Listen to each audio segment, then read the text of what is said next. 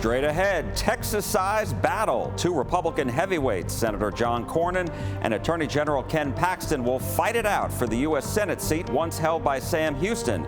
How each could win the March primary.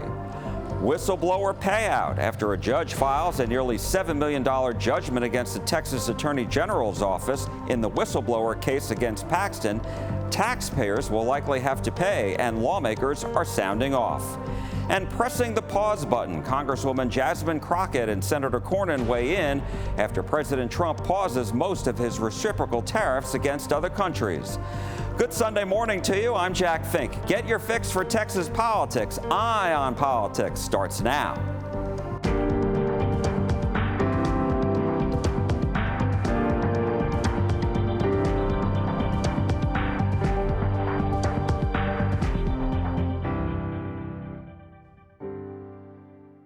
Hello and welcome to Eye on Politics. Hope you're having a great weekend. Attorney General Ken Paxton has launched a Republican primary battle as large as Texas. He's hoping to unseat four-term incumbent U.S. Senator John Cornyn. Paxton unveiled a campaign video and website last week, and he is emphasizing his close ties to President Trump and the more than 100 lawsuits he filed against the Biden administration. Paxton is also chastising Cornyn for not fully supporting the president. He jumped into the race on Laura Ingram's show on Fox News Channel. I'm announcing that I'm running for U.S. Senate against John Cornyn, who apparently is running again for his fifth term, which would put him there 3 decades. It's definitely time for a change in Texas. We have another great U.S. Senator, Ted Cruz, and it's time we have another great senator that will actually stand up and fight for Republican values, fight for the values of the people of Texas, and also support Trump. Look, he's had 24 years of this, which I think is plenty given his lack of production. It's hard to think of the things that he's done good for Texas or for the country. Last month, John Cornyn kicked off his campaign for a 5th term. In his campaign video, he highlighted how he helped pass President Trump's agenda during the first term and said he will continue to do so during the president's 2nd term. And Cornyn has condemned Paxton and went after his record and ethics. Mr. Paxton has a checkered background.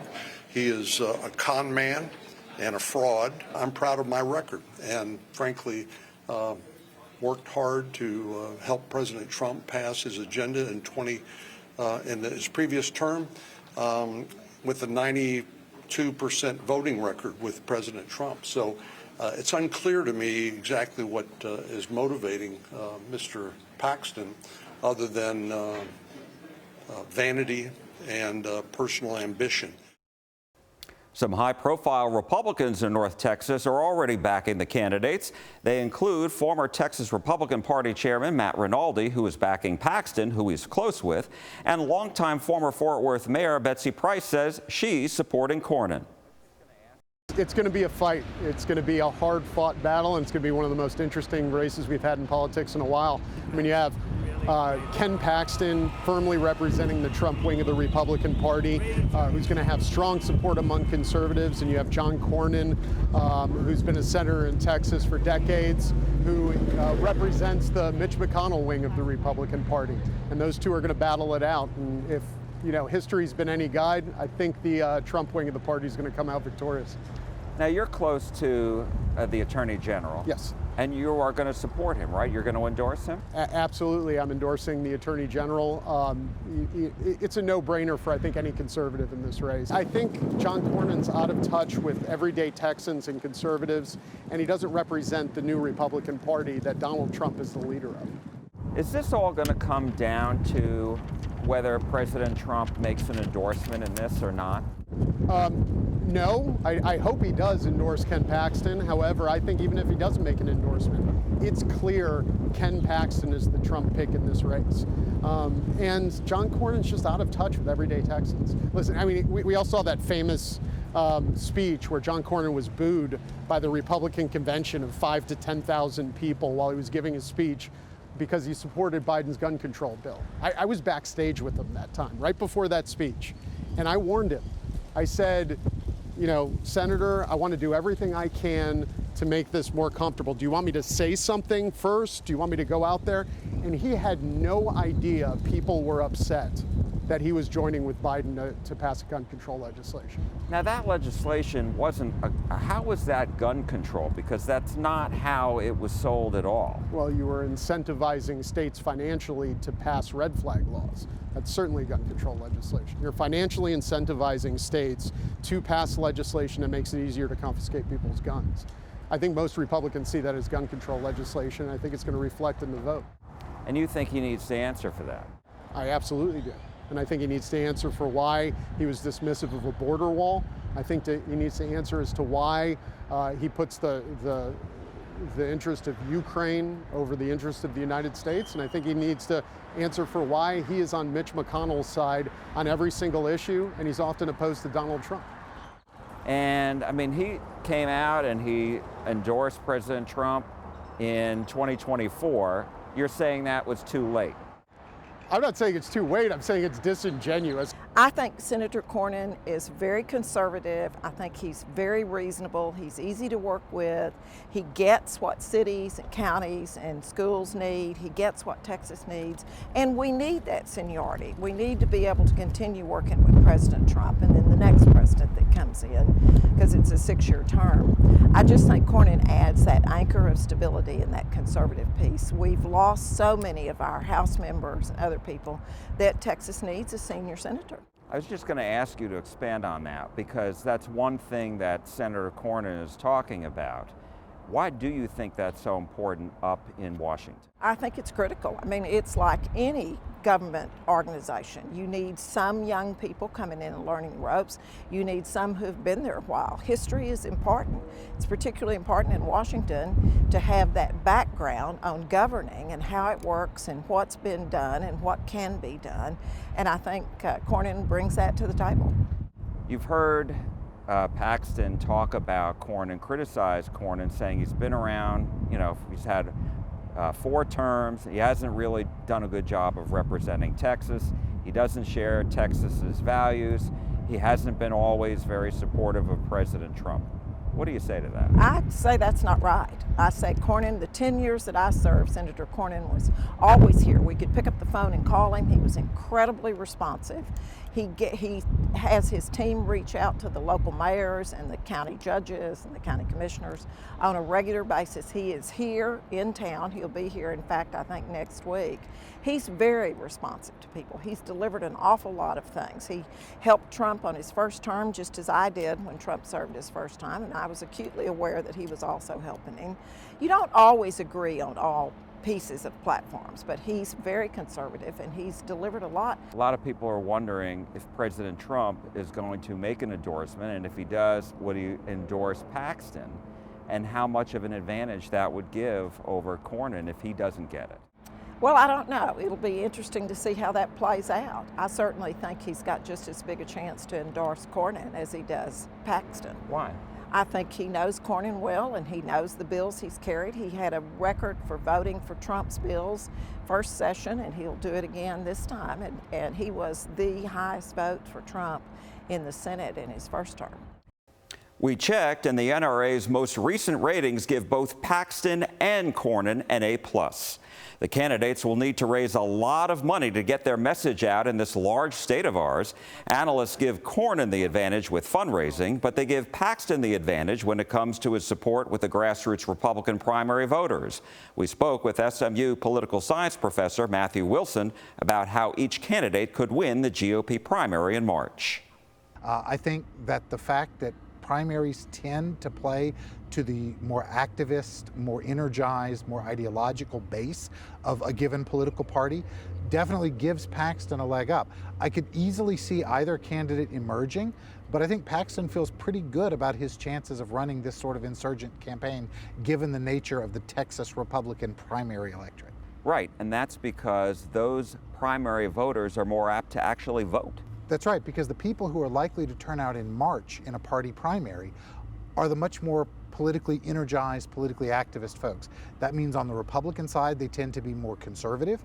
On the Democratic side, it means they tend to be more liberal. They tend to be from the more activist ideological wing of the party. And those are exactly the people who are most enamored of Ken Paxton. So I think he knows that. I think he realizes that that gives him a realistic chance of prevailing in a primary contest. And I think that's why he's thrown his hat in the ring. So that's going to pose a challenge to Senator Cornyn. And how do you think he best is going to fight that and to really turn out his voters during the primary? I think the challenge for Senator Cornyn is going to be to broaden the electorate and to get more participation than you would typically see in a primary contest. He's going to need to make this a high engagement primary where a broad cross-section of Texas Republicans show up to vote, not just the most ideological activists. And so I think he'll spend a lot of money doing that. He'll spend a lot of money on Get Out the Vote. He'll spend a lot of money on television advertising. He'll spend a lot of money really demonizing Ken Paxton, trying to paint him as a dangerous, radical, corrupt, etc., because his key for retaining his seat and retaining the Republican nomination is going to be to paint Paxton as undesirable and outside the mainstream. And is that really his best focus? Is that really the best way to hold Paxton off? I think it's really his only strategy forward, because we know that Paxton has a very strongly energized core base. That is, the Republican activists in the state tend to like Ken Paxton. They rallied to his defense when he was facing impeachment. They have thought that he has been persecuted in the courts, et cetera, et cetera. So to counteract that, Cornyn needs to bring in a broader cross-section of voters, people who aren't necessarily activists, people who aren't necessarily the most ideological Republicans, and that could work to his advantage. Wilson told me Cornyn has to answer criticism by Paxton that includes his comments about President Trump's electability. I asked Cornyn about it in June of 2023. You've said that you think it's time for the Republican Party to move on from President Trump. What do you mean by that? Well, you know, in politics, unless you can win an election, you're pretty much irrelevant. And I just think it's critical that, given the direction of the country now under the Biden administration, that Republicans nominate somebody who can win a general election. President Trump has a very enthusiastic following among a lot of his base. But one thing I've learned through numerous elections is, yes, that's fine in a primary, but the goal is not just to win the primary, it's to win the general election. And to do that, you have to appeal to a broader range of voters, not just your base. So as a tactical or practical matter, I have concerns about the president's ability to win in November, and I think winning in November is critical. Wilson told me Paxton has to answer for his record as well. The Attorney General was impeached by the Texas House, but was cleared of all impeachment articles in the Republican majority Senate. Paxton didn't testify under oath during his trial, and he hasn't taken any questions from Texas reporters about the accusations, including when he held a news conference 2 years ago when he rejected the pending impeachment. His former top lieutenants, all conservatives he brought into the office, went to the FBI with concerns of potential bribery and other accusations and were later fired by Paxton's office. They filed whistleblower lawsuits against the Attorney General's office. Paxton avoided having to testify under oath in this case and has not gone before reporters to answer their questions about this either. Of course, the big question is whether President Trump will endorse Paxton in this race or stay out. Coming up later, Senator Cornyn and Dallas Congresswoman Judgement Crockett weigh in after the president presses the pause button on most of his reciprocal tariffs. But next, Texas taxpayers will likely have to pay millions of dollars after a judge slaps a judgment against the Attorney General's office in the whistleblower case. When Eye on Politics returns. Welcome back to Eye on Politics. Texas taxpayers will likely have to pay for the $6.7 million judgment filed against the Texas Attorney General's office in the whistleblower case. 4 plaintiffs were among Ken Paxton's former top hand-picked lieutenants who he fired after they went to the FBI 4.5 years ago to report potential wrongdoing. In the judgment, the judge said, quote, "The court finds that plaintiffs have proved liability, damages, and reasonable and necessary attorney's fees by a preponderance of the evidence. Office of the Attorney General, by and through its counsel of record, elected not to dispute the plaintiff's lawsuit as to any issue, including any issue of fact in this case, as to the claim or damages. In a statement about the judgment, the Attorney General said, quote, "We will appeal this bogus ruling as we continue to clean up Dade Phelan's mess." The Associated Press has reported that during the final weeks of the Biden administration, prosecutors decided they would not file criminal charges against Paxton. He has denied any wrongdoing and called it a witch hunt. The civil judgment will have to be paid by state lawmakers, and if they don't, the judge said the state will be charged 7.5% interest each year they don't pay. We asked two lawmakers, Democratic State Senator Nathan Johnson of Dallas and Republican State Representative Mitch Little of Louisville, who was one of Paxton's impeachment lawyers, if taxpayers should pay for the judgment. Not a chance in heck, Jack. I mean, if you look at what's going on all over the state of Texas, we're in the middle of a property tax crisis. There's an affordability crisis that's going on. The average person is trying to stay in their home. They're trying to be able to afford their daily life. We're trying to ensure that our public schools are well enough financed where we have a water crisis in this state that we're trying to address through legislation as well. Paying these people who decided to leave the Attorney General's office and felt like they were retaliated against is not in the top 100 priorities of the people of the state of Texas right now. What the judge said in her judgment was that the Texas Attorney General's office violated the Texas Whistleblower Act by firing and otherwise retaliating against the plaintiffs in good faith who reported violations of law by the Attorney General and the office. Yeah, the judge made those findings in that case because the Attorney General decided not to defend the case, which was a strategic decision. Ultimately, like I said, the whistleblowers are going to end up with a piece of paper, and they've got to ask 150 members in the Texas House to vote to fund that judgment. It's been a long time coming, Jack. These were dedicated state employees. You know, whatever ideological differences they might have from anybody else, they were serious, dedicated employees. They were wrongfully discharged for performing their duties and acting ethically. And, you know, I feel for them. I feel for what they've been through, and I think that they've finally seen a just result. You know, when you look at the injustice of asking taxpayers to pay for the wrongdoing of a public official, it's galling. But you also have to look at it from the standpoint of somebody who works for the government, who's dedicated their life to public service and has been wrongfully terminated by the government itself. And for the government then to say to you, as a wrongfully terminated public servant, sorry, we're not going to pay your damages, strikes me as even more galling. So I do think that money to pay that settlement has to come from the Office of the Attorney General. Now, when you look at the Attorney General's overall $1.5 billion budget, a $6.7 million judgment to see that justice is done is not so much. And as far as money that's just freed up, they have a $640 million undedicated general revenue budget. They can pay this, and with a little less waste out of the Attorney General's office, I think there's plenty of money to pay these settlements. Paxton has also faced state securities fraud charges, but now his lawyer tells me that the Attorney General has satisfied all the requirements as part of a deal with special state prosecutors. Last year, Paxton struck an agreement in the case that's about 10 years old.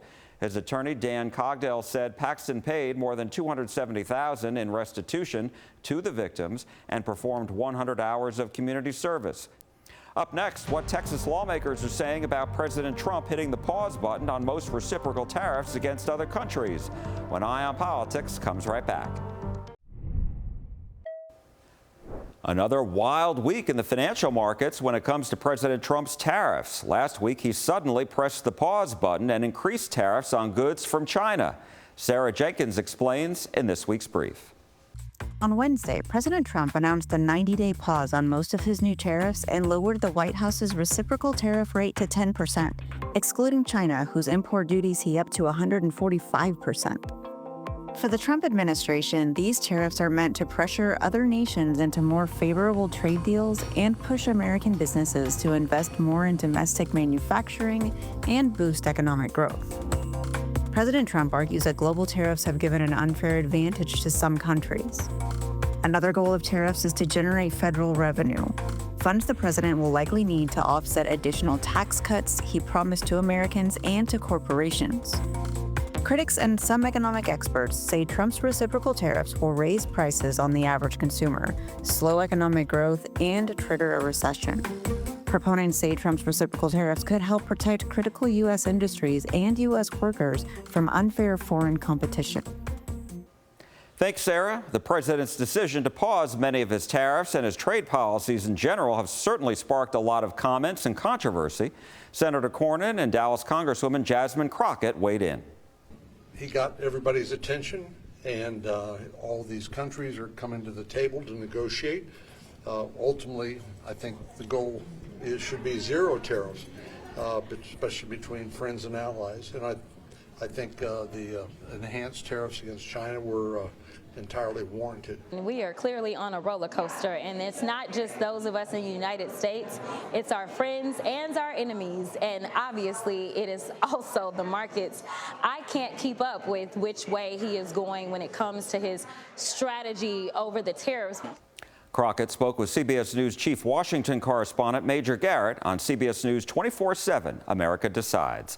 And don't forget, you can watch all our full interviews from today's show by going to our CBS Texas YouTube page. And once there, like us and hit the subscribe button. And that's all for Eye on Politics this week. Thank you so much for watching. I'm Jack Fink. I am listening, and we are listening to you at CBS News Texas. See you next week. And from all of us here, have a great day.